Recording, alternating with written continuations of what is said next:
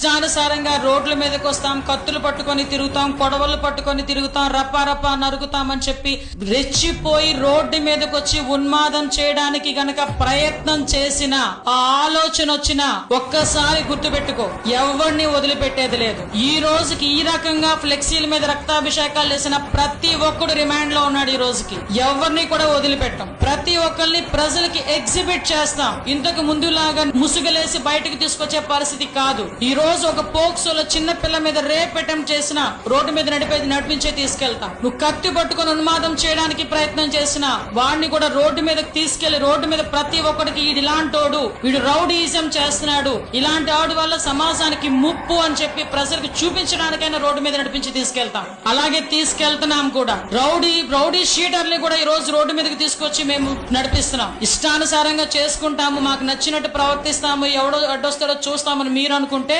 రండి, మేము చూసుకుంటామని మేము కూడా సిద్ధంగానే ఉన్నాం. మా డిపార్ట్మెంట్ కూడా సిద్ధంగానే ఉంది. ఎవడు పడితే వాడు వచ్చి రోడ్ల మీదకి వచ్చి కత్తులు పట్టుకొని తిరుగుతామంటే చూస్తూ ఊరుకోవడానికి ఈ రోజు మీరు కాదు, ఇక్కడ ఉన్నది సిబిఐ. మళ్ళీ చెప్తున్నా, ఇక్కడ ఉన్నది చంద్రబాబు నాయుడు గారు.